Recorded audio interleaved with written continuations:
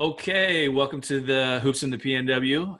This is episode 4 as we're kind of traversing across the state. We were in Spokane last weekend with Coach Artie from Gonzaga Prep, and we're moving more towards the central part of the state and Moses Lake High School and Coach Matt Strophy, who's just done a fantastic job with the Chiefs out there, and it's been kind enough to let us in his gym when we've needed it for a practice on our way over to Eastern Washington. And I was thinking about this the other day. Have we only met just one time, game-wise? Yeah, I mean, we had summer game over at Gonzaga team camp a number of years ago. Okay. I was thinking of the Auburn Riverside tournament maybe in Okay. 2007, but is that it? Yeah, I think so. Okay. Until next year. That's right. Until next year. So, anyways, Coach Strophy's with us, and he's on today to talk about his program. Obviously, the girls' game. I was digging into some basketball record stuff and saw that you coached out at Othello, which I am a little intrigued to hear about. So, anyways, Coach Strophy from Moses Lake, welcome. We're glad to have you. Thank you for having me. I appreciate it. Awesome. In terms of your history. Again, we're well over 300 wins. It looks like, if I'm doing my math correctly, well over 500 games. Something like that. Something like that. Not to date you at all. Hey, I'm not ashamed. The teachers at school called me the Silver Fox. That's a good thing. And I just turned 50 last week, so so I am getting up there in age, and I don't have a problem with it. Awesome. Well, I love it. Give us some background. Were you a player? Give us some history with your Othello coaching days, because I don't know much about that. Well, and go from there. I'm a West Side guy. I grew up in Olympia, Washington, and I went to Capitol High School. And asking if I'm a player, those of you that have seen me personally, you can only see a headshot. I'm a fairly big guy. I was a football and baseball guy. Okay. They stick me out in right field. Nobody has to hit out there too often. So the slow guy. I mean, I'm a lefty, so if I would have been a catcher probably as a youth kid. Sure. But basketball, I love basketball, and I played basketball. But I was definitely that football player that played basketball. Charles Barkley without any talent. That's kind of my thing. And I spent more time sitting right next to the coach. I wasn't a brown noser by any means, but I was that kid that sat next to the coach going, come on, please, play me. So I listened and I learned a lot. Sure. And so when I was a football and baseball player, you get a teenage kid, a teenage male, and I'm sure I acted like I knew everything. Sure. And in basketball, I didn't act that way because I wasn't as good as some of those other kids. Sure. So, and then I trekked over to Pullman, Washington to go to WSU and go Cougs. And I started officiating sports. Well, basketball was the best one because it's inside and it's warm. Yes. And so, of course, when you're doing things like flag football and softball and some of those other sports, certain parts of the season are fine, but other parts it's freezing. It is frigid for sure. And so basketball was the best one. And as just a confident kid, my dad's a military guy too, and then a judge down in Thurston County, retired now. But so I grew up with expecting a little bit of confidence. So being an official and blowing the whistle like you mean it type of thing, that boded well for me. So I really got into basketball officiating and baseball umpiring, where I was literally deciding between my wife and umpire school.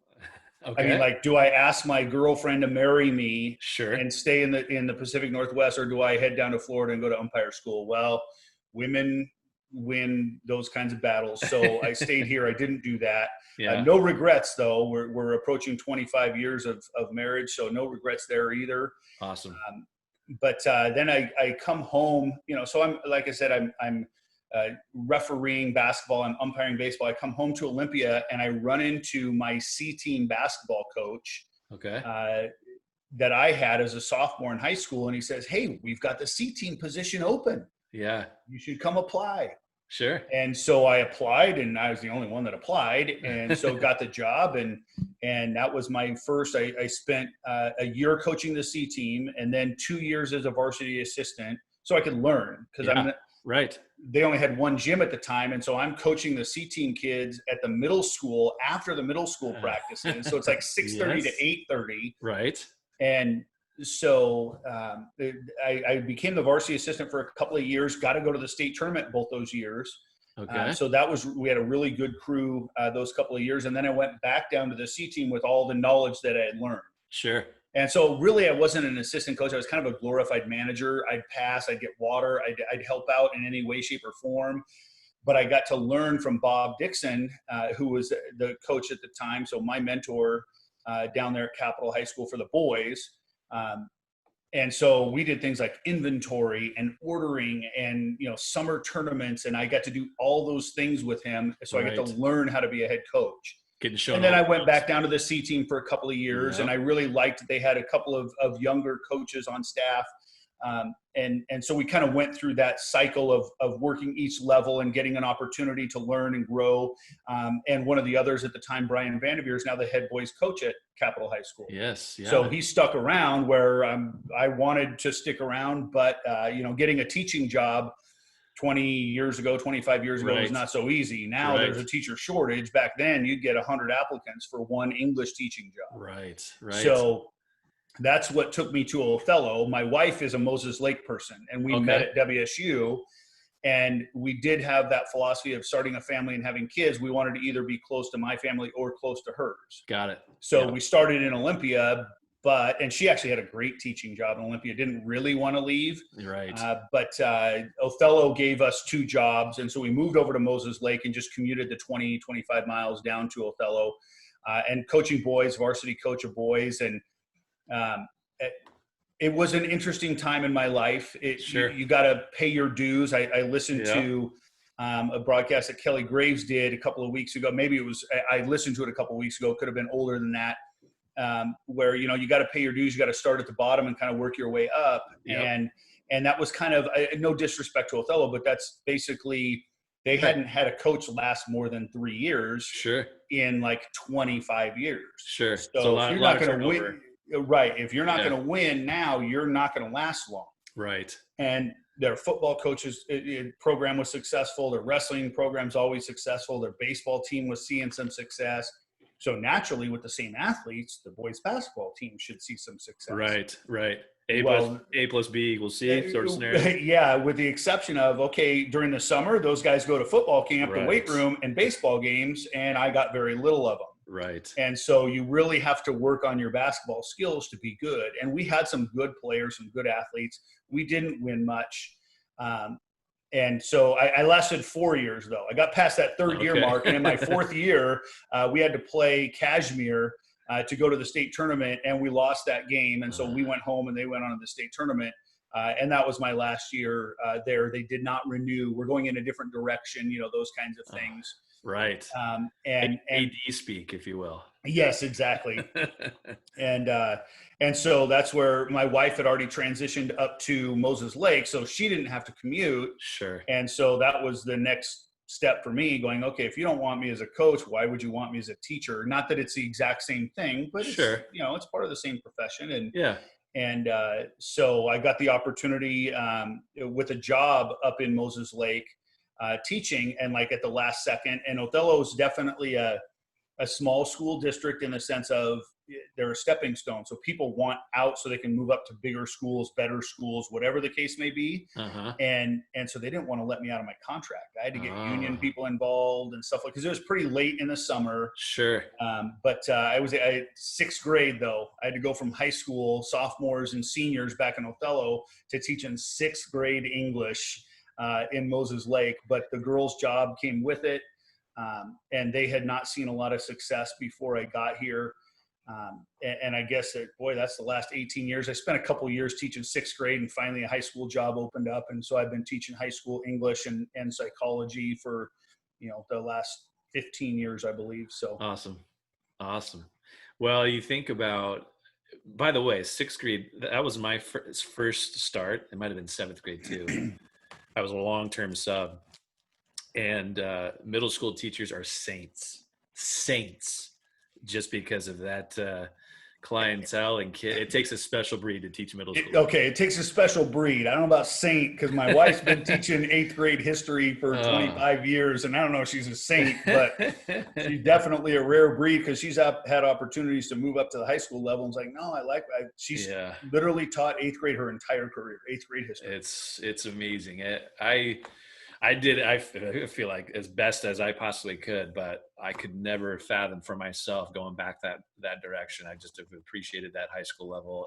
And granted, sophomores are a little more mature, but they still have their moments. So at least with sophomores, I learned when I was down in Othello, sophomores, they turn 16. Yes, you want a driver's license? Exactly right. Okay, because I'll call your parents. Right. There's a little motivation there for sure. Yeah, there's a little bit of motivation there, getting a job and getting a driver's license that I can hold over their head. Sure.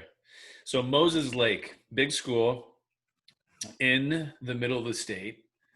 Give our listeners, I suppose, can you give us a little background about the community of Moses Lake? I mean, when I think about Moses Lake High School, I think big school. I think a community that's really focused around their sports and athletics. And maybe it hasn't always been that way, but at least since I've been in the fray, seems like the last 5 or 10. Is there a dominant sport, maybe over one or the other? Well, I think originally when I got here, it's wrestling. It is a big sport here, just like Lake Stevens. Right. And so I would say that would be number one.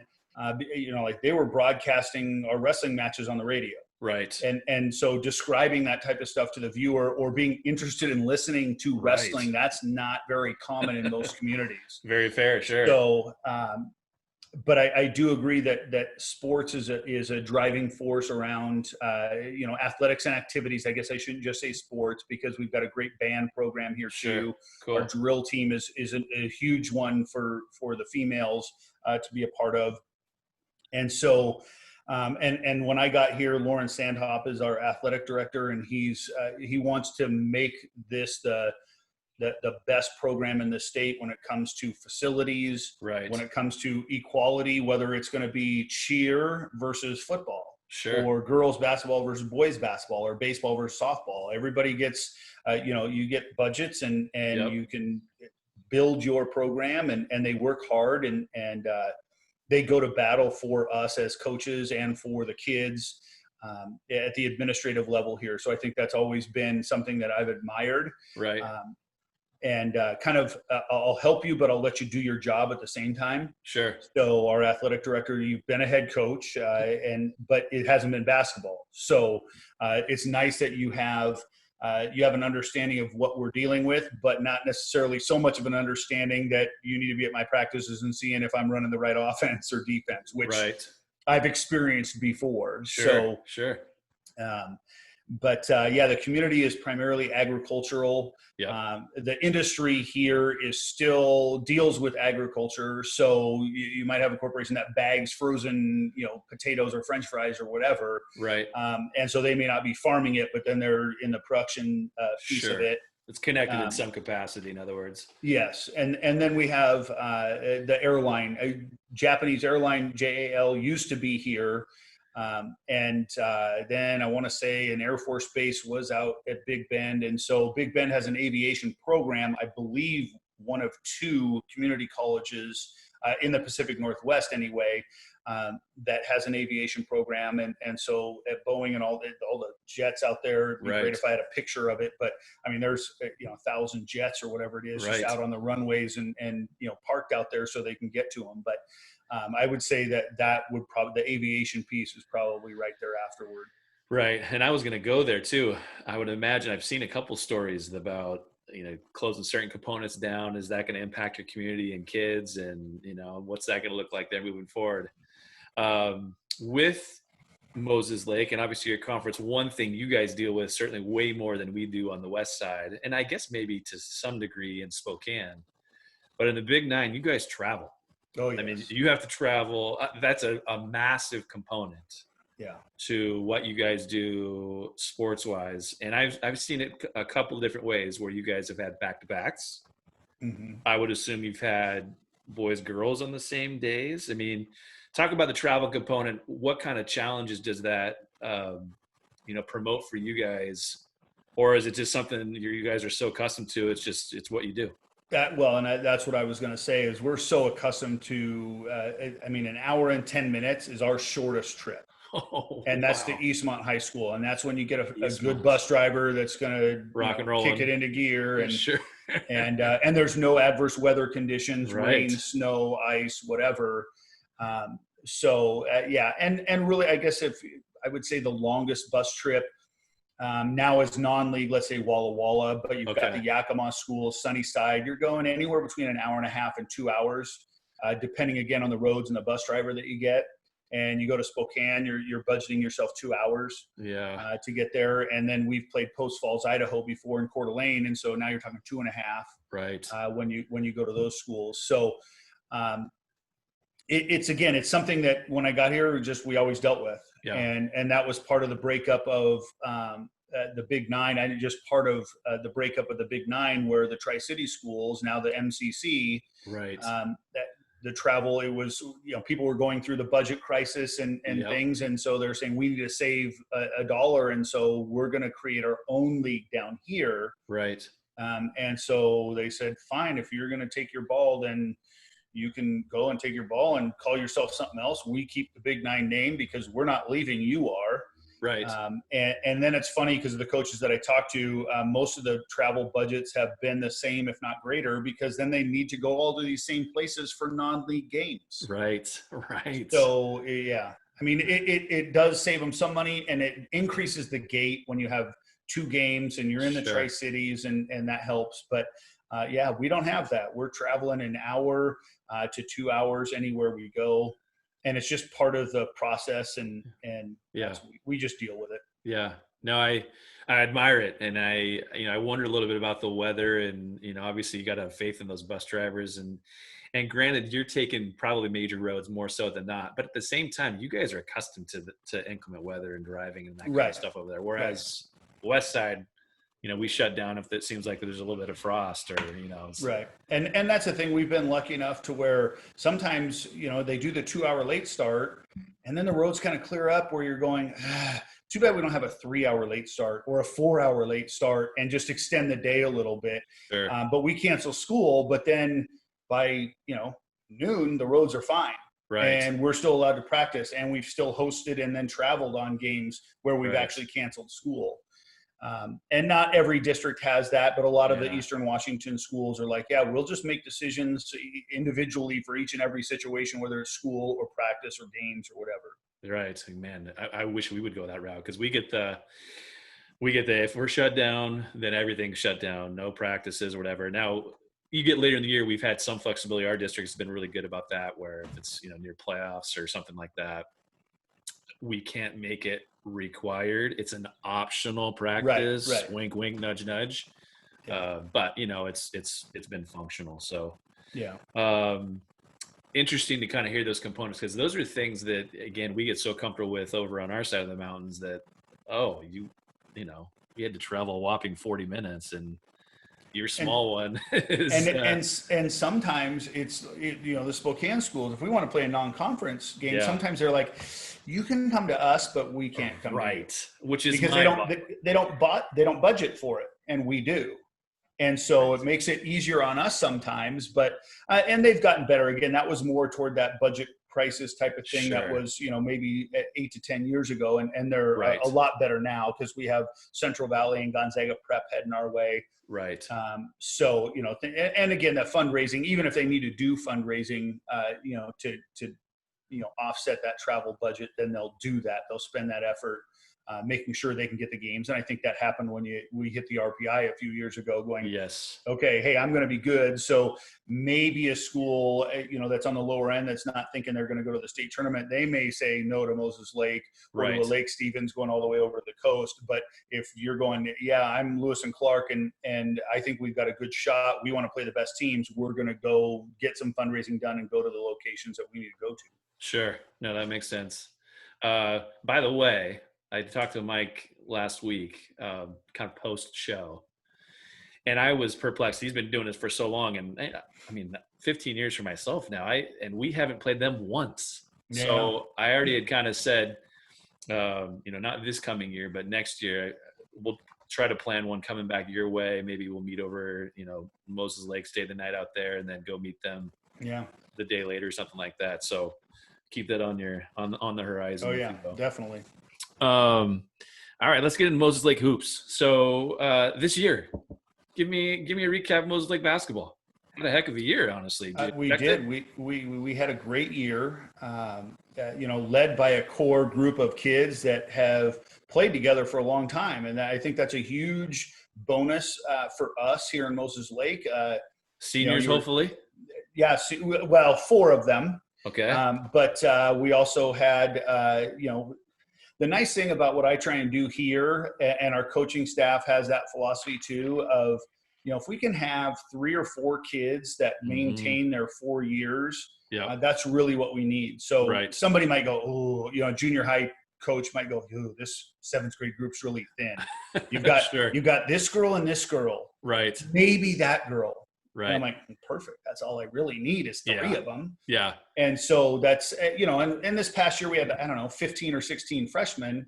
But solid. Nice. We got 4. And maybe more will continue to play. Sure. And I think it was Mike that talked about having, seniors on C team. And we have almost every year, we got exchange students, we've got seniors, we got kids who just want to play. Yes. And don't necessarily want to put in all the extra time that it takes to be a good varsity level basketball player. Sure. There's still a place for you to play.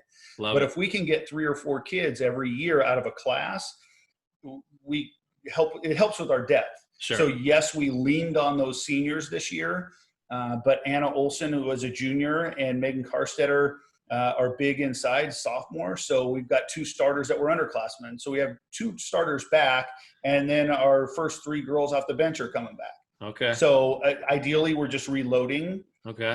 And then those freshmen and sophomores that were kind of swing kids and maybe getting some little minutes here and there, they'll be those bench kids, those role kids, and they'll come in off the bench and get their experience and help us win ball games. And maybe on JV they got to play 30 minutes, and next year they'll play 5 to 10. Sure. And then when they're juniors and seniors, they'll do the same thing. So it's kind of been that reload type of situation for us for a number of years. And the years that we struggle are the years where we either have no seniors or we have too many seniors. Sure. Yeah, you got to have a happy medium in there. For sure. Exactly. If you're replacing too many, then you're going to struggle the next year. Yep. And then the opposite is true. Is this year we don't have any seniors. We had an influx of kids, quit on us one year, and then we went with sophomores that year. And hey, by the time they were juniors and seniors, they were back at the state tournament. Yeah. But that 1 year of them being sophomores and getting all the playing time with no experience, we went 3-17. Yeah, which is funny to think about. So I'm reflecting here on my tenure. So like in 2008, we had 5 senior starters.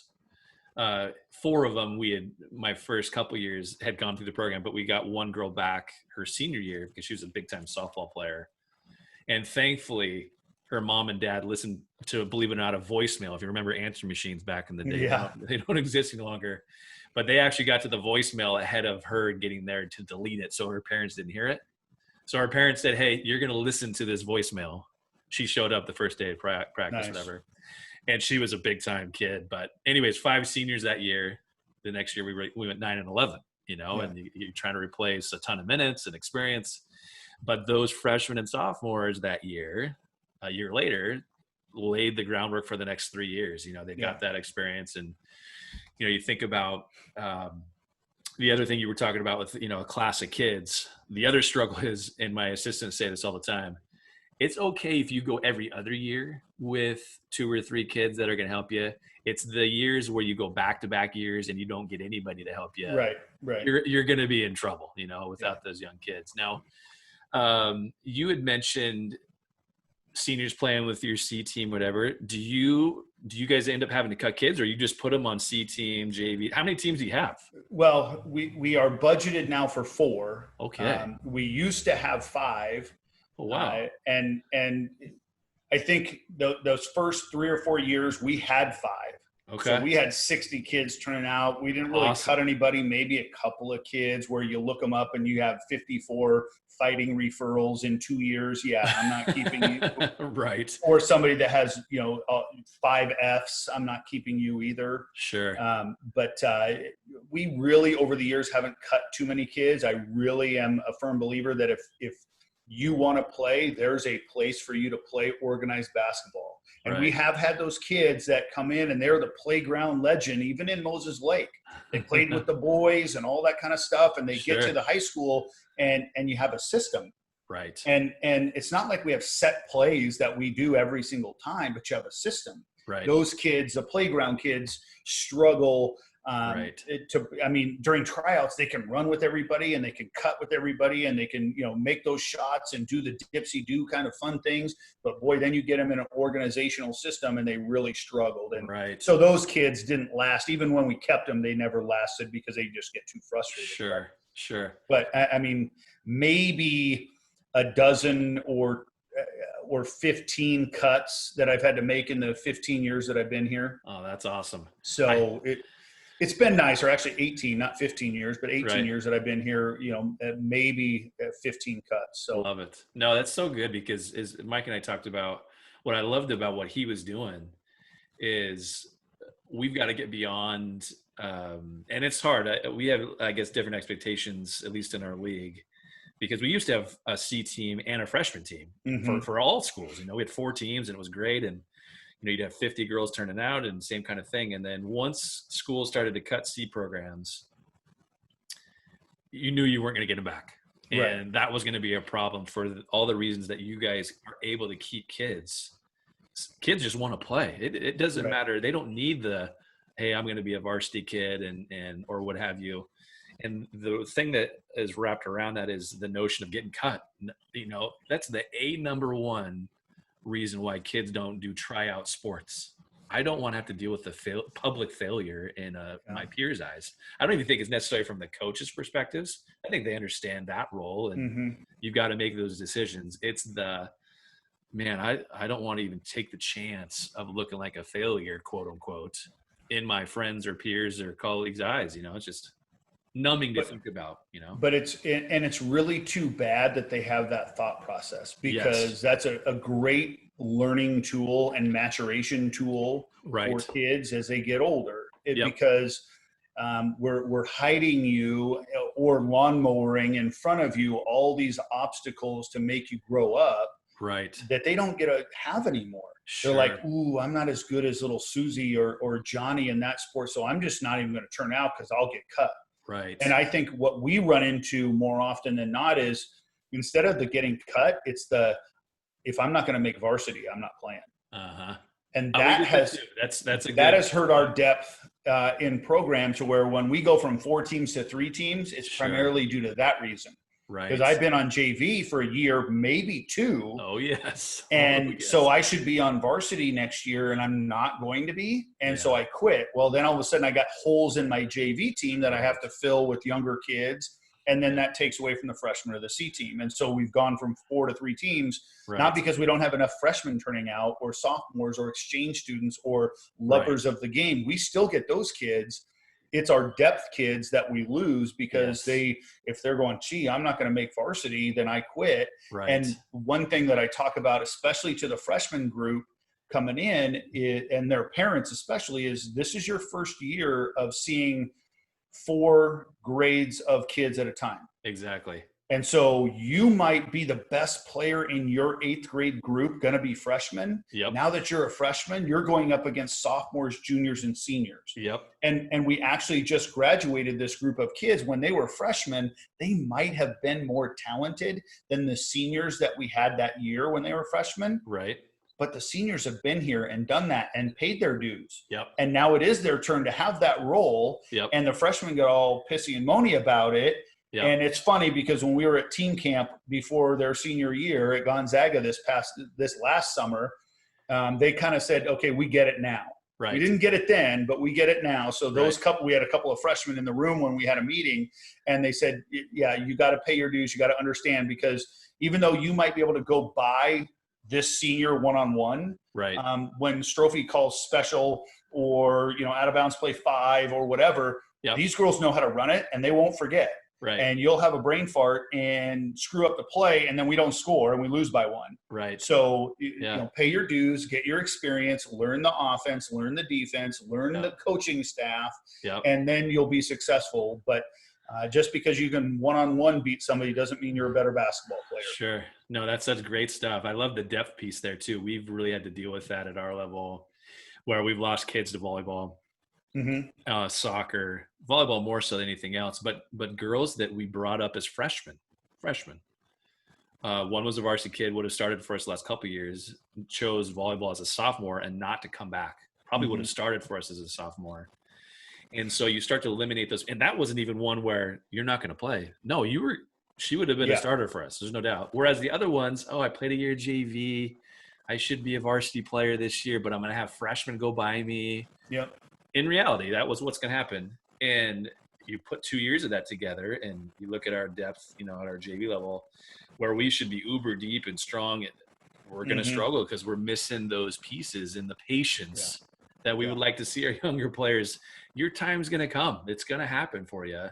And it's something I think that, as parents, we've talked about. We had, I think in 2012, between our varsity and JV group, maybe 12 freshmen up because we needed it. We needed, but the notion was, yes, we're bringing 12 of you, but the reality is you're not all going to get to that varsity level at the same time. Some of you might be 2-year, who knows, maybe even 3-year JV kids. Are you willing to accept that? Of course, early on, yeah. And then, of course, over time, it doesn't work out that way. But no, it's such a great point. And as you said, they've got to kind of learn either to get cut or to learn to roll or the patience factor. Those are life skills, right? We're just using basketball as the liaison to that. Yeah. And we've taken all of the teams that have gone to the state tournament for us. If we look back at the roster, and I was able to use this with some girls where I go, okay, this girl right here played 3 years of JV and then as a senior came off the bench. Yes. But if we didn't have her, we don't go to the state tournament. Right. And then we had 2 years in a row where freshman and sophomore, they were on JV. Junior year, they either swung or were like 9 or 10 in the depth chart and didn't get to play much. And then senior year, they're starting, scoring, and we're going back to the Tacoma Dome. Right. So there's a spot for you and a role for you, and it's not going to be necessarily that 4-year, 2,000-point scorer. Those are anomalies. Yes. And we've been blessed beyond measure with the Loetta sisters and the Noyes sisters. And I'm sure I wouldn't even be able to mention all the kids that we've been lucky enough to have that have played at the next level. Right. So the kids come in going, well, I'm the next one. I'm just as good as she is. Sure. Yeah, maybe not. Because you never had to play against her. And I can guarantee she's picked your one move. You talk about the Loetta sisters. They just wait. You go by them once, you'll never get by them again because they know your move now. Yeah. So, okay. Quick sidelight. Do you have a number of Division I kids you've had in your program? Do you know? I'll let you think about it, but off the top of my head, we're talking Wazoo, we're talking Oregon, we're talking Gonzaga.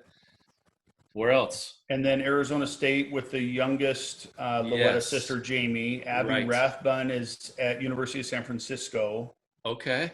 So what does that give me? 5. And then we've had McKenna Walker went to Northwest Nazarene and just graduated. So they saw some really good success at her junior and senior year. Kayla Burnson went up to Western and they went to the national tournament a couple of years. Yes. So we see her annually up at Western. We take our last few years we've taken our young kids up to team camp up there and just played in the JV portion. I love her. She's great. And we have Camille Carpenter, who's just graduated. She's going to Southern Utah University, where Jordan Loetta is one of the assistant coaches there. Gotcha. So, so 5, 6, and then Madison Clark, a senior graduate, she's going to Western Oregon. Again, I know Division II, but we've probably had 10 or 12 kids go Division I or II. Awesome. That's a great number. And Moses Lake. Again, people know Moses Lake, So that leads me to my next thing. Is basketball for girls the number 1 in that area? Of course, since I'm the coach, I'm going to say yes. Sure. But I'm going to parlay that though. Let me add on to that. If it is your number one, or if it isn't your number one, what's youth basketball look like in Moses Lake? That's another question. Okay, you can do them separately. But here's the thing, I was going to bring up a few minutes ago. Specialization in sports hurts our numbers too, Yeah, and I think that hurts everybody's numbers. So volleyball's hurt by basketball specialization, and so on and so forth. No matter whether it's soccer, softball, you know, whatever. And I think that's happened to us where we probably have. I mean, Camille Carpenter, that's just graduating and going to Southern Utah, she ran cross country and track, and she could have gone Division I and done those two things. Hey, I'm going to pause you for a second. You mentioned magic words. You said cross country. There's my Moses Lake cross country. Oh, look at you. Nice. So side story. So I coach cross country at Marysville-Getchell High School. Okay. Which is about 10 miles down the road from Lake Stevens High School. And we put on this huge cross-country meet. It's called the Twilight Cross Country Invitational. And your cross-country coach, do you have a new one? Or is he still there? Same one? Same one the last 3 or 4 years. What's his name? Do you know? Oh, now you're killing me. Because I'm terrible with names. No, it's okay. With names. So our meet's huge. It's 80 schools, 3,000 athletes, probably just as many spectators. It's out at Cedar Crest Golf Course. We light it up. A lot of glow stuff, whatever. And so it always fills. And so whoever was emailed me and geez, it was like August. Mm-hmm. And I said, we're full. I mean, we have a waiting list. And he kind of gave me the begged, hey, my kids they've seen your page, you know, they want to, and they'd never been. Mm-hmm. So I said, okay, so here's the deal. For you guys to get in, you have to bring my wife and I a Moses Lake cross country t-shirt. I'll get you in because I know a guy that can get you in. So anyways, so I got some Moses Lake stuff. Yeah, that's good. That's good. Yeah. But I think with specialization of sports, everybody like softball, those, at least the top 8 to 10 play nothing but softball. Volleyball. We had one volleyball girl that played volleyball and was their stud, and she was a starter for us, but she, you know, offensively was our 5th option. Sure. And she was fine with that. Sure. Because she knew volleyball and she's going to play volleyball in college. So, right. You know, I think nobody is really that A school type of thing. Softball is seeing a ton of success. Basketball sees a ton of success. Yep. Drill team is national, state championship type of stuff. Our cheer group, our stunt group, over the last 5 or 6 years has really, really improved and made their mark as well. Love it. So, yeah, I mean, I think it's been nice. We've been kind of a central hub for girls athletics in the middle of the state when you're talking success at a variety of sports or activities. If you're not going to classify, I know drill and cheer because I've got some kids in class and the things that they have to do. I'm like, holy moly, the boys, the boys can't do that kind of stuff. Exactly. There's no way. Yeah. No, I love it. No, I think that's and that's my perception too. I always feel like, you know, you're driving on I-90 and I always look to my left, you know, passing through Moses Lake, and, you know, you look at the school and it just seems like that's a place I think kids really take pride in. And you just get that sense in the community if you're looking at different media outlets and report on Moses Lake sports. And, you know, as we talk about the connection to the community and all that kind of good stuff, it's that kind of that vibe that you get, you know, respectively. And then I get that from you. You ooze a lot of pride in Moses Lake and your community and kind of what you guys are all about. And it says a lot about that community. I mean, you're in a unique nature in that you're kind of that lone ranger an hour away, at least from everything, you know, and you're making the best of where you are. And I think that's a lot about that. That really makes Moses Lake a desirable area. Sure. Because, I mean, we've got the one school towns. Yep. You've got Othello and Warden and Ephrata, but you're talking,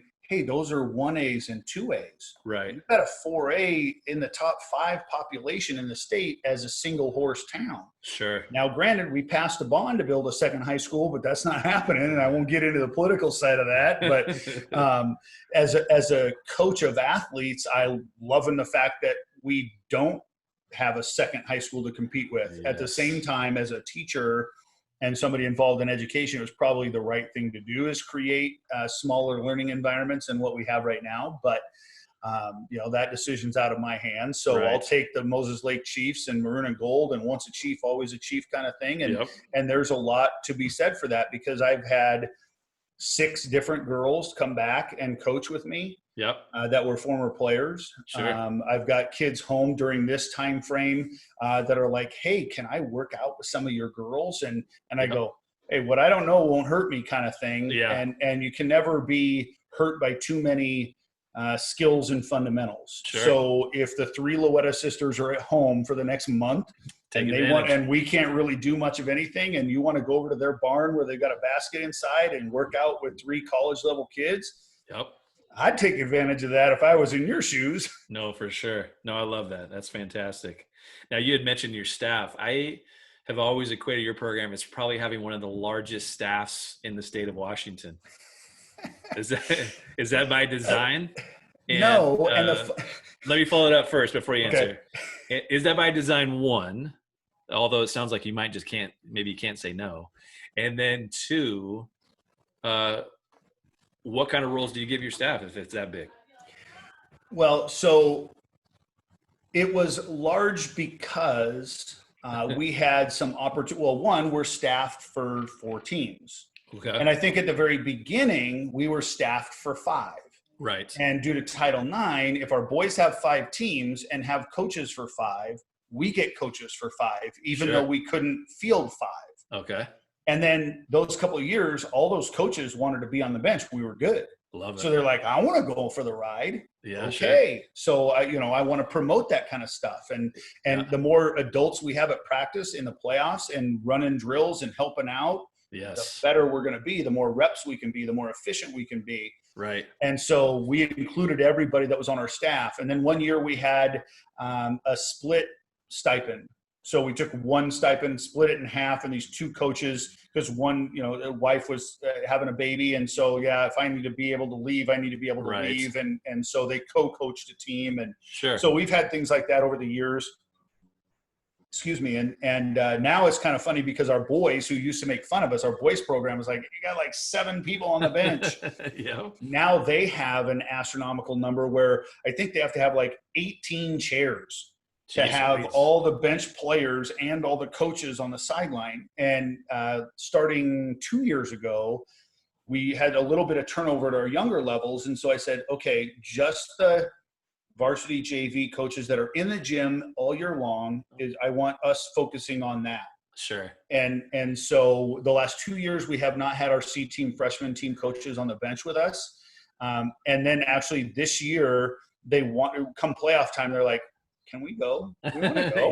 Yeah. And so I'm like, by all means, you can come. Yes. And so we're talking about next year, if they have a role on the bench, do they sit on the bench or do we just keep with our top 4?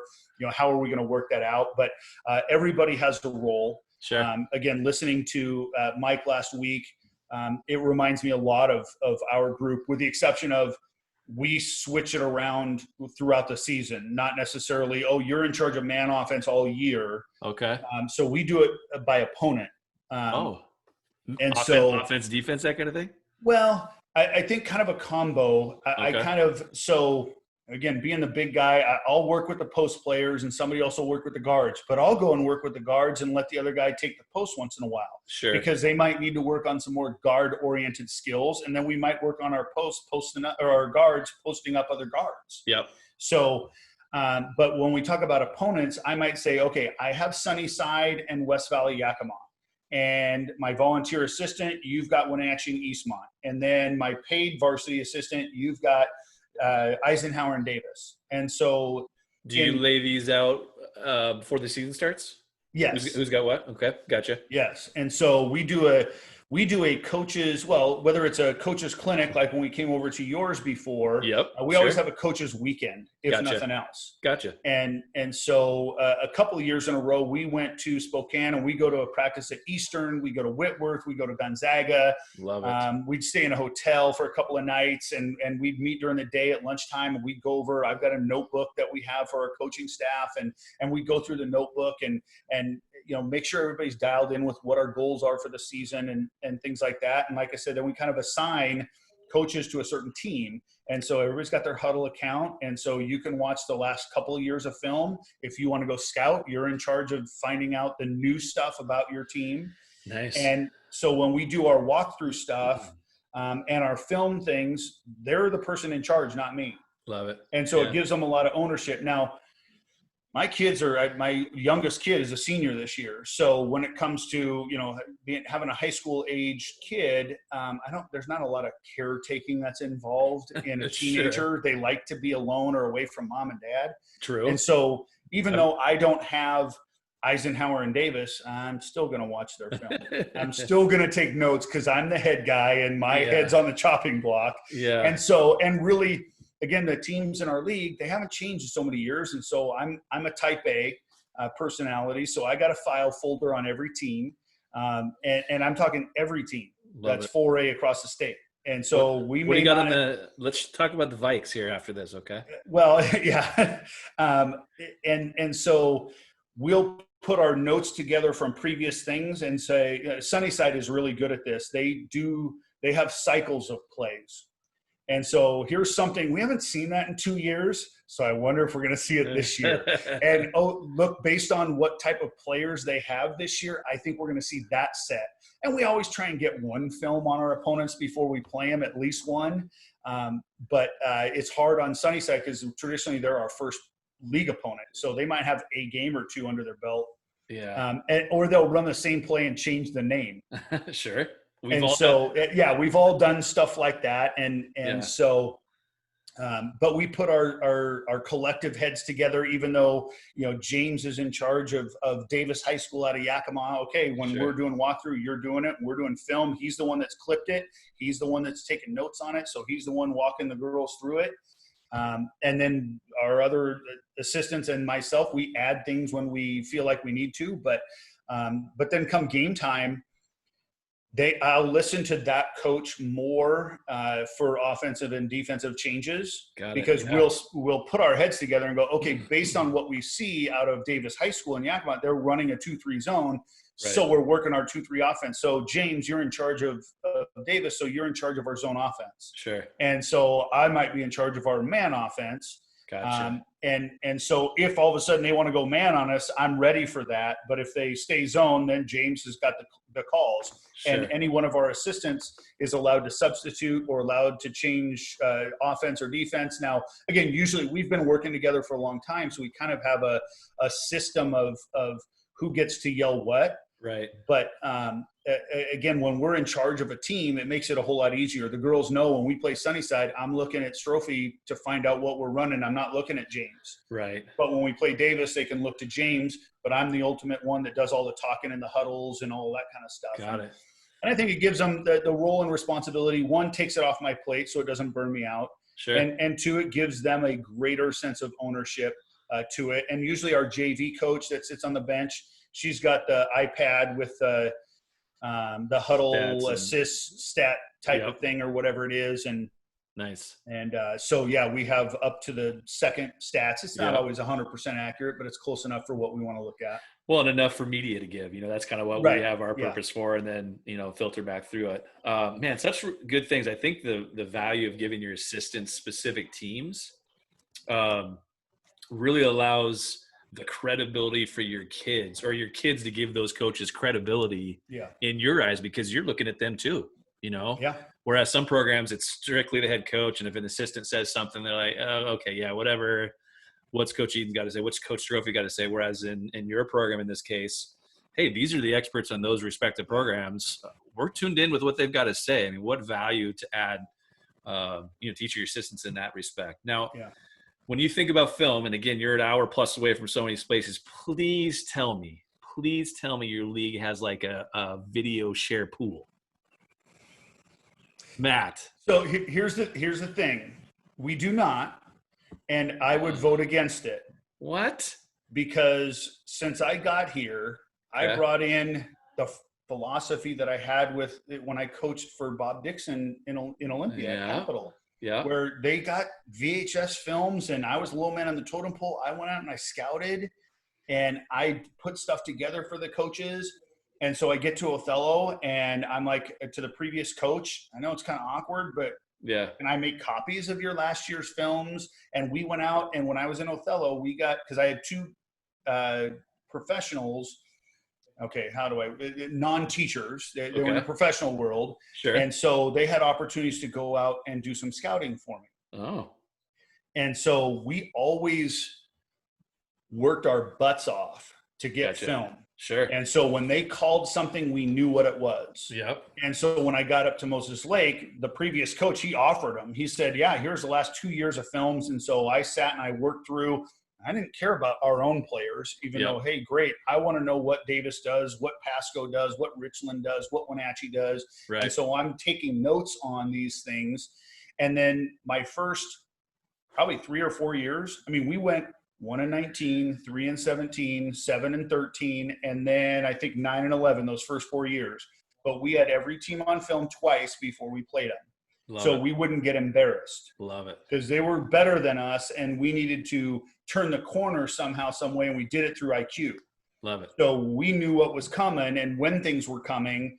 And so, this coach after a free throw likes to do a trapping full court press. So we make our call during the free throw. And every time that was coming, we knew it. And it didn't mean we didn't turn it over, but we were at least ready for it. Well, and the accumulation, this is my wife for me when Huddle came out. Mm-hmm.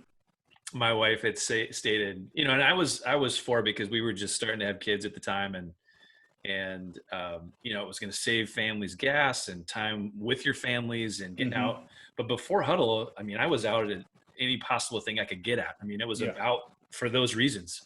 What do I need to get to help get our kids in the most successful situation they possibly can? And my wife said, when this whole thing came around, where's your advantage? Your advantage is going to go away. You're the only one that really went out and specifically went out and got film and kind of doctored it up and made us that much more competitive. Now people don't have to do anything, and it's going to be just in a pool. And I think it was a couple guys on my staff had said, that's probably true, but the same coaches that didn't go out and go get film really aren't going to access the league pool anyways. And that's true. I think that's true, but that's why football does it in our league. Yeah.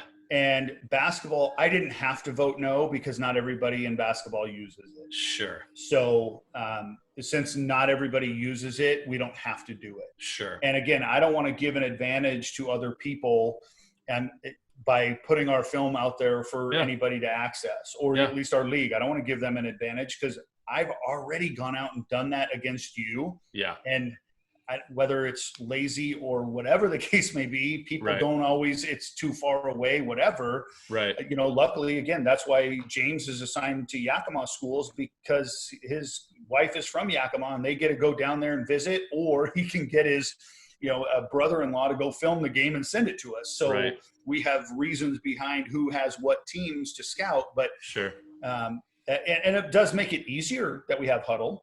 Yeah.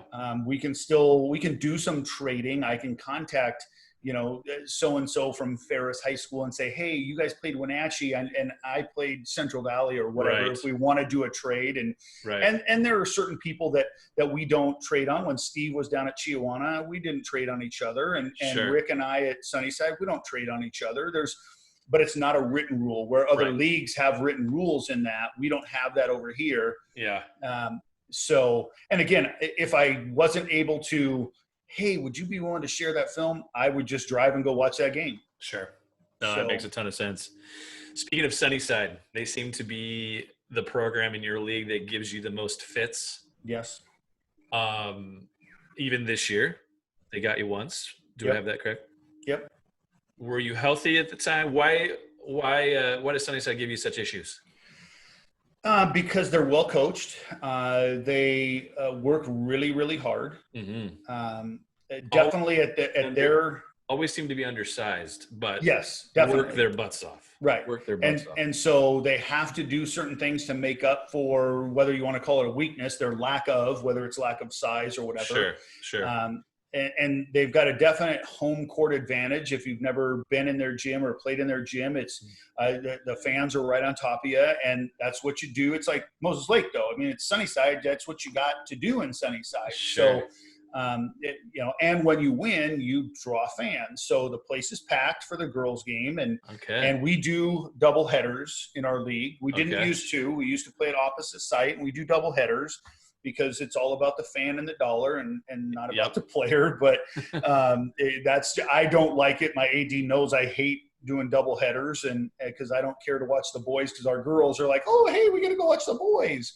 And the boys don't do that. They don't go, oh, we got to go watch the girls. They don't care. Exactly. So, but Sunnyside, they know what they're supposed to do. If we switch a screen, they know how to play it. If we want to shadow a screen or hedge a screen or fight through it, they have their calls. And it takes us one time to do it a certain way. And they think, oh, that's the way Mosaic's going to do it tonight. So we're doing this option out of it. Yeah. And so that forces us to stay fresh, which I love, playing teams that make us think and play and earn it instead of just the same thing's coming at you and you're not stopping it. That's it's boring. It's not as fun to play. Even if you win, it's not as fun. Sure. I want to win playing against opponents like a Sunnyside that challenge us every step of the way. Not to mention the Maldonado cousin of the Maldonado sisters, and the youngest Ashley is down at Santa Clara. So their cousin, was a sophomore, so she'll be a junior next season. She lit us up for like 34 or something like that. Oh boy! And we're like, okay, heels on the 3-point line.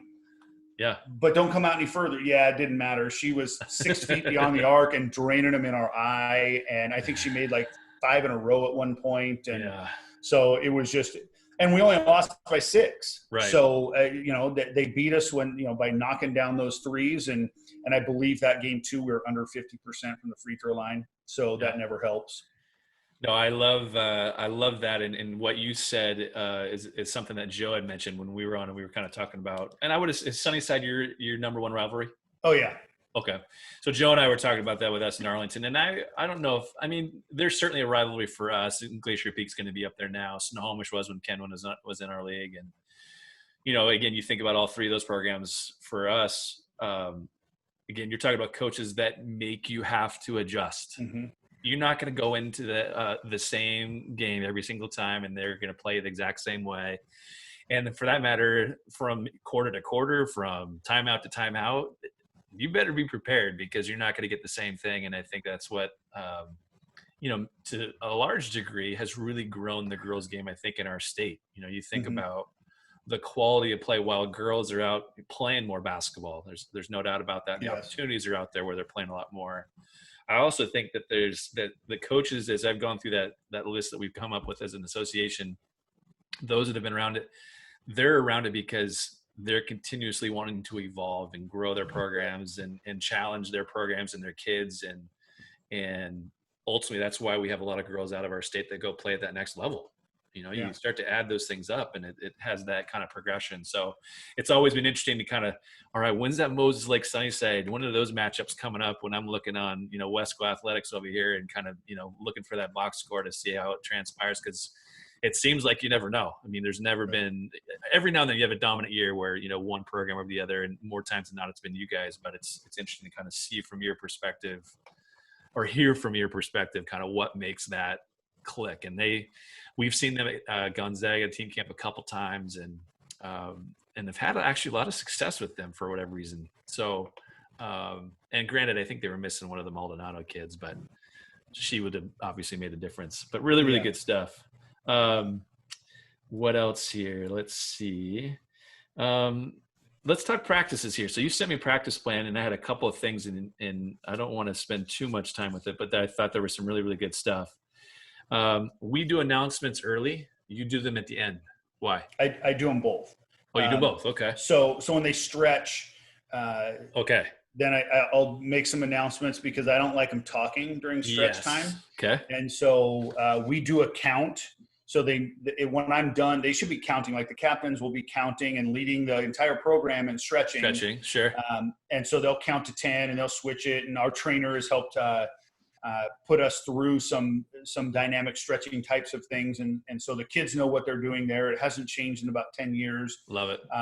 And so when they're doing that, I'll talk about some key things. And then I do it at the end because that's when they're the most tired.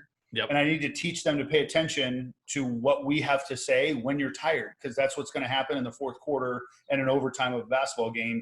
You need to dial in. You need to focus in, because I'm going to give you information. Sure. And God forbid, I'm going to get a text from a parent or from one of our players that's going to go, what time do we have to be there? Yes. Yeah. And I'm going to say, yeah, we talked about that. Okay. Well, then you're going to owe me something. You're going to owe me, I don't know, 5 push-ups, a couple cookies or something. I don't know what, but you need to learn to get dialed in at the end when you're tired.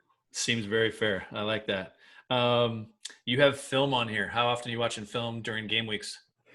We usually do the day before we play, and we've tried it both ways, where let's say it's Sunnyside is our big, and that's the 2 that I sent you leading into the Sunnyside game.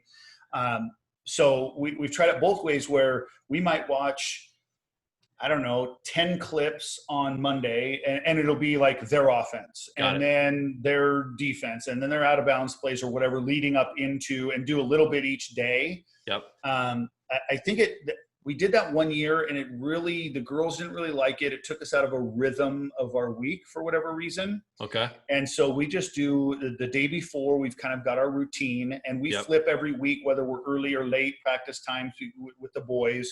Gotcha. And I don't remember if we're early or late in that practice plan. You guys are late here. I was going to actually ask you, do you alternate?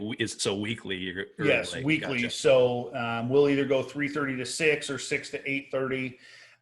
And so if we were early, we'll come in, if we're late, we'll come in early, and, that way we can start practice right at 6 o'clock. And so you have it at 5:15, you're going till 8, but you would even say up till 8:30. So 5:15 to 8:30. And not usually, but if we tell, and we like to, if anything, we want to get done early, to where the kids are like, yay, Strophy, you're so nice. But really, I'd rather get done a little bit early, where the kids are kind of hanging around before their parents get there. Gotcha. Again, a little just camaraderie type of stuff.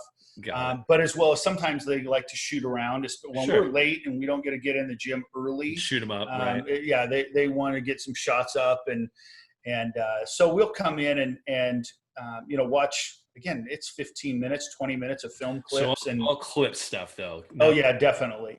Yeah, because early on, this is one of my mistakes as a young coach, first 2 or 3 years, we're watching, whole game's worth. And by the time you get to the early second quarter, it's about hair and socks and shoes and nothing with. It's still like this sometimes. Okay, so you have AAU tournaments on here. Is that youth program stuff? Is that stuff your girls are helping out with? What is that? It is. Those are the AAU here locally is our fundraiser. So when they have their league in the late fall, early winter, right before our season starts. Got it. And so Saturdays, I think you go 6 Saturdays in a row, and our girls, our captains, get our list of players. And they have the spreadsheet from the AAU director and said, here's our games at these gyms. And they schedule kids to work the clocks, not to officiate, although some of them do officiate. Sure.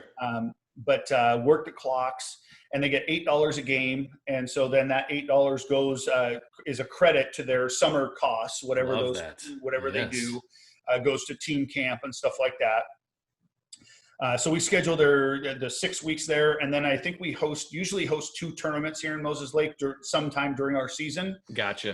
And so they try and schedule them during one of our Saturday bye weeks. And so we might miss a couple of Friday games if they have them, and then our kids work all Saturday and all Sunday.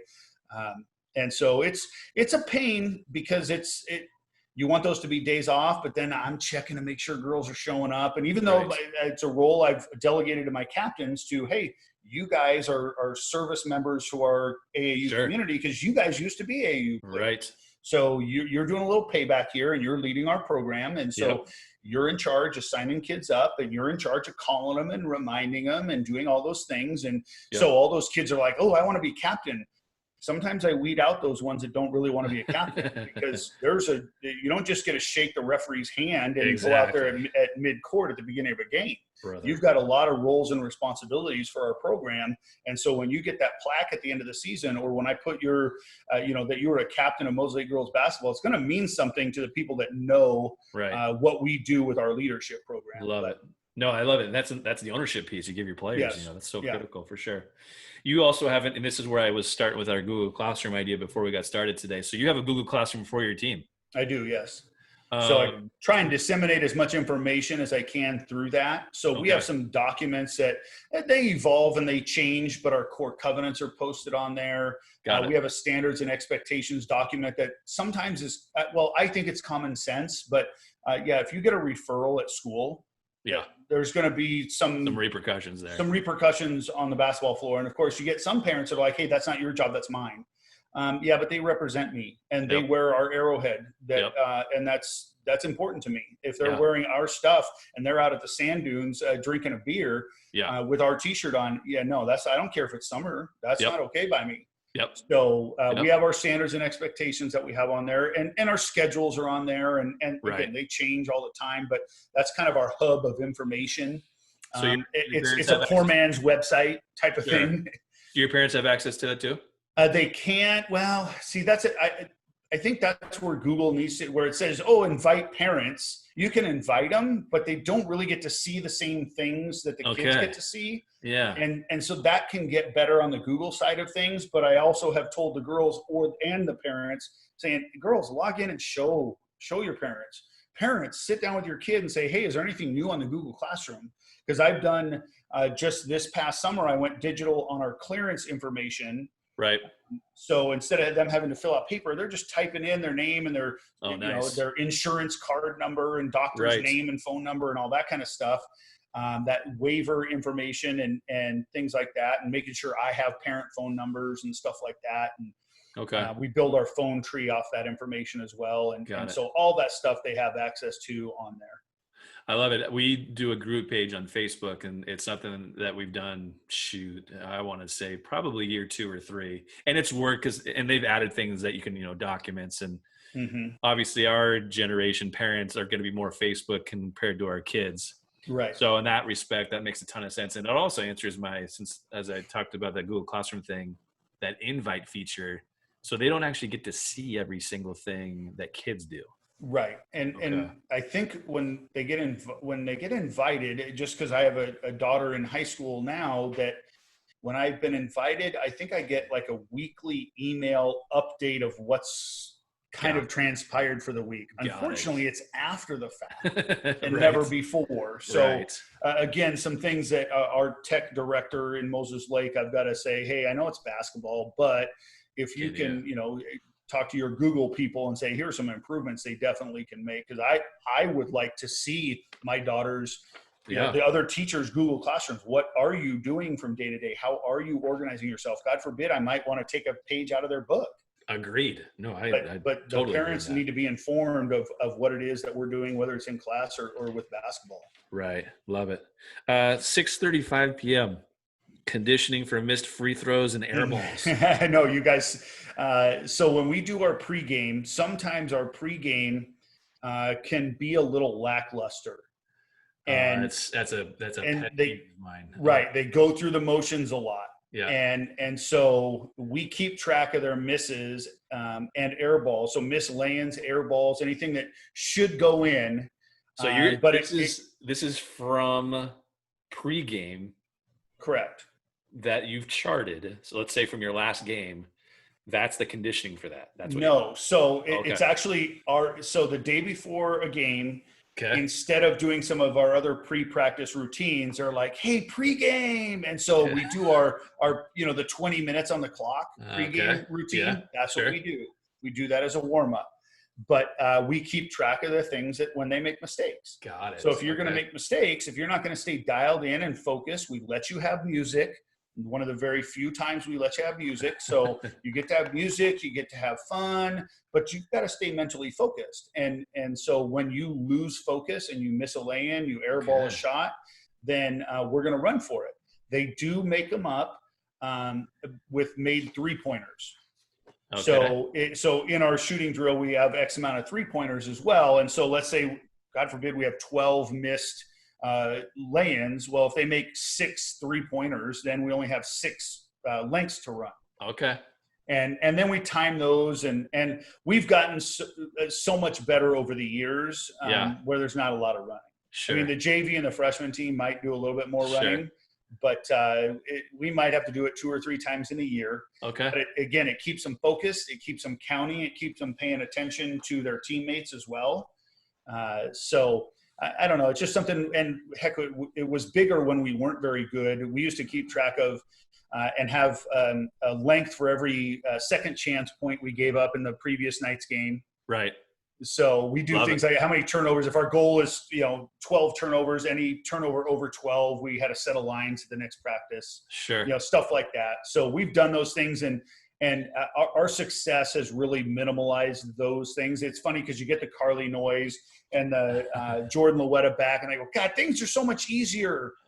Well, yes, but it's also because our girls are better. Right. Not better than you personally necessarily, but we don't turn the Program. ball over like we used to. We Right. don't give up offensive rebounds. We learn from those mistakes over the years, and we've made improvements to what we do in practice, and Yep. and we've gotten better and are more focused during games, so we don't have those issues so much And because I they know think- they're going to have to run for it. Sure. Well, and I think if you accumulate, especially the little things that I looked at practice-wise and the things that you've mentioned here and the accountability that your players have at practice, Mhm. it ultimately transitions itself to games and leads to why you guys have had the success that you've had. Not necessarily that your girls would make those connections maybe in the moment, Correct. but as you talked about, maybe over the course of their careers or post-career, it's way easier now than it used to be, or what have you. Well, you guys weren't as good back then as they are. The game is different. It's evolved, and Right. and it's interesting because I have 2 girls that were on. Well, one's still on staff right now, and one started a family, and so has a couple of young ones at home. And but even though they were on the varsity team, they didn't necessarily end their basketball time with me on a very positive experience. So maybe somebody younger took their minutes, kind of thing. Sure. Which was the case for both of them. Sure. And so they had a bitter taste in their mouth that they don't see then, but Right. they see now. Right. And way more see when they started coaching with me, and they kind of go, oh, shoot, I thought I just matured a little bit, but now I really get it because Right. I'm in the gym and I see firsthand what's going on. Right. And that's always, I heard one time, I don't remember what coach's clinic, I heard, it's not the wins and losses that makes you successful, it's the wedding invitations. So you made an impact when you get a Yes. wedding invitation. Love and I that. also liken that to, I've had 6 girls come back and coach Yep. with me, and that's another, Yes. I don't know, one of those things that I take pride in personally, that's a feather in my cap, is when a kid, especially the 2 that I felt like would leave here and not necessarily badmouth me, but leave here and stomp away and Sure. slam the door like a little 2-year-old. Right. They come back and they want to coach and they want to learn, they want to grow, and now they have the aha moment. Yep. So it's those kids that make it all worthwhile. And the best part is too is I can 2 of them. Well, I've got all 3 females are former players that are on my staff now, and the 2 of them are freshmen and C team coaches, and that's where they spend a majority of their career. Yeah. But they played because they loved it. Sure. And so they can understand the girl that they're coaching. Right. But they also understand where we're all coming from because they lasted all 4 years. Right. That big picture idea for Mhm. sure. Yeah. No, I love that. Couple more things. This is really, really good. I know Mike had mentioned, and you talked about those aha moments that, ultimately we want our kids to have. And again, the thread here is we use basketball to help them realize basketball is the game we're using to help make you more responsible adults and functional people in society and so on and so forth. And Mike had mentioned last week, his big thing in his program was about creating experiences for girls and about making them just as important as anything that they would ever do. And why it was so critical to keep as many kids involved. And at the same time, there's this accountability and expectations. And while you're not going to make necessarily everybody happy over time, you hope that the experiences, those are the things that they're going to remember. It's not going to be the scores. It's not going to be how you placed, unless maybe you won a state title. Sure. It's going to be those memories that, your coaches, helped you with, or your teammates, or a combination of all those things that by the time they're all said and done, that they want to come back and coach for you or what have you. The one girl I've ever kicked out of practice, she actually came back and coached for me. Yeah. And it was my first year as a coach. And if you would have told me that, I would have never believed you. But ultimately, she came back and said, I needed that. Yes. I needed that. I didn't realize ultimately kind of where that was coming from. And so I had to sit down and reflect here a little bit about myself, and that this thing, basketball and being a team game, is much bigger than me. It's not about me. And that's ultimately what she was making it about. And we need some reflection. And I was a new coach, and I got lucky in that instance, that it paid off. But, ultimately over time, and as we've done a few of these little episodes, man, there's some pretty popular thread, which is really cool to see. A couple more questions, and we'll let you go. I really, really appreciate your time and insight. It's great stuff. How do you extend your learning? You've been doing it for a while. You've had a ton of success. What kind of keeps the, man, I got to stay at the, cutting edge of things here moving forward? What do you do? God, 27 years I've been 18 at Mosley, but 27 years of my life I've been doing it. I feel like my dad. I've been doing this longer than you've been alive, kind of thing. And sure. And clinics. Yep. And that is true. I see you at many. And we do at least one a year. And that started again when I was, the C team coach at Capitol High School boys back in the day, where the coach said, yeah, come with us. And Gary Payton is a speaker, and Bobby Knight's a speaker, and Mike Krzyzewski's a speaker. You don't get those clinics anymore, by the way. Maybe the Nike, clinics where you got to go somewhere like Vegas would be the closest one for us. And really you don't get to learn a whole lot. But we're coaching girls. We're not coaching Division I level Duke, Indiana, Arizona kind of kids. But I loved it that when you started doing the coaches clinic at your place, where, hey, it's girls basketball coaches only.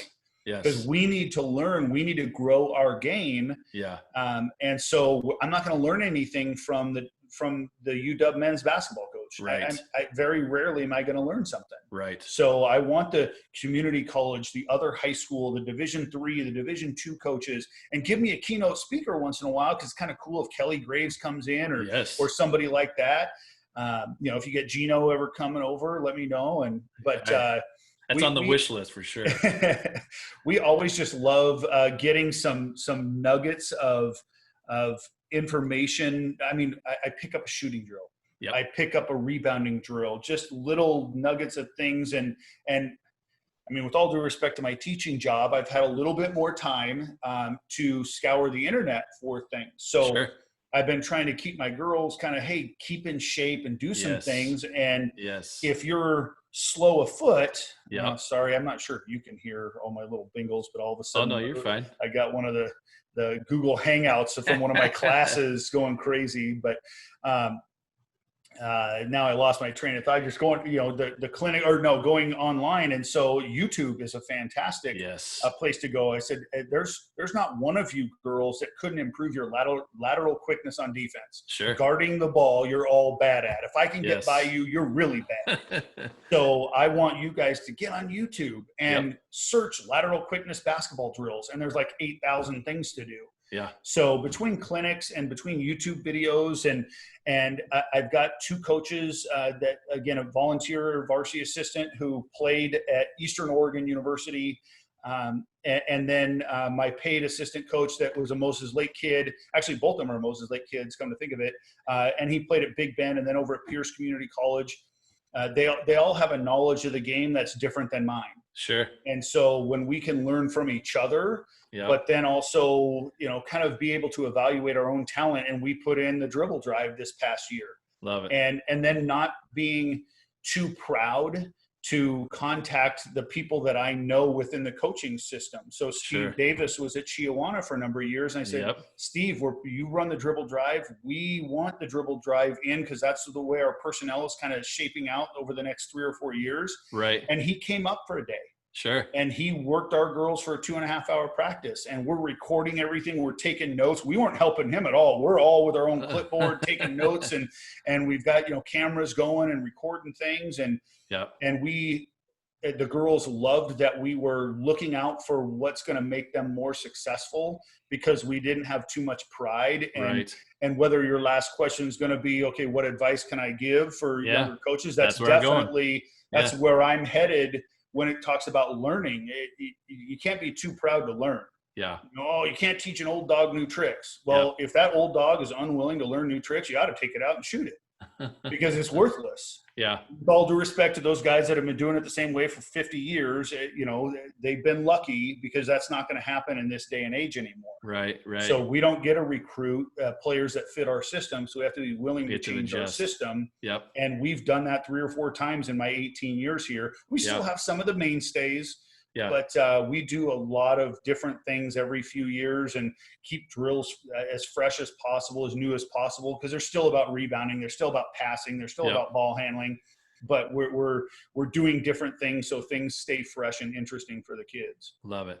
Well, and that's, being teachers as well. I think that's where there's such an advantage being an educator. Not that it can't be done, Right. if you're a coach and not an educator, but you understand you've got to find a variety of different ways to teach your kids maybe the same principle. And if it means just adapting to a different drill or what have you, or to put them in another position to have success, that's what you got to do. And that's certainly what public education, I think, is certainly all about, if you will. And, I've had some of the same influence. We decided to put in the European ball screen stuff, 8-9 years ago, and found a lot of success with it with the Palcoa twins. And we needed something because Ken was so good. Their program was so good at hard hedge and ball screens. Mm-hmm. And we struggled with it. We did all 1-4 UCLA stuff, and they smothered us in it. And we just didn't have a lot of success. So we needed something to adapt to be able to compete. And, for us to win a league title or compete for district titles, what could we come up with? And we had to adapt, and we put that in. And then it was one of those things that you had coaches, as you had mentioned, that weren't afraid to reach out and ask, hey, we want that. We want to put that in. And same thing like you did with Steve.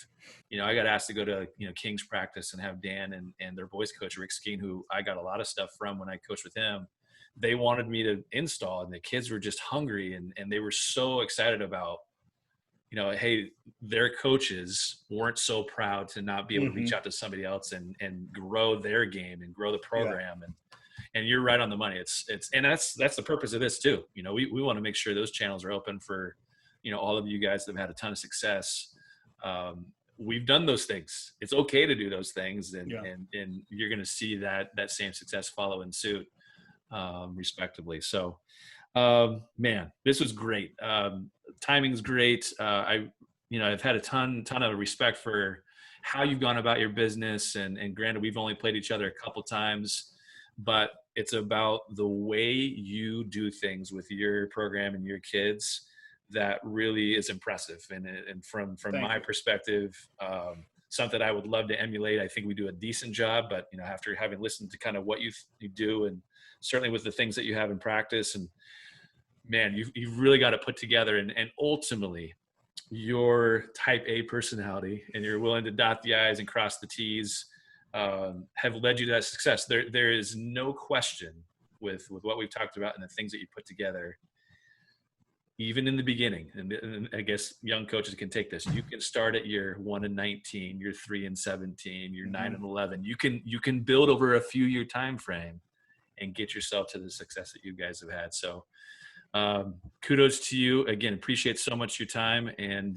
we're really looking forward to playing you guys here in December.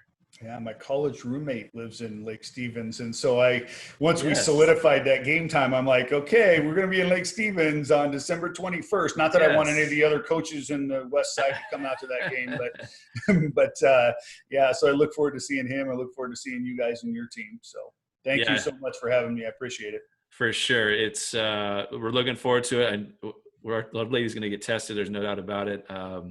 Again, hopefully we've got basketball in the winter, and we should have the ability to live stream too. So if your families need any help there and want to view it, we'll make it happen for you. So thanks so much, Coach. Perfect. Thank you.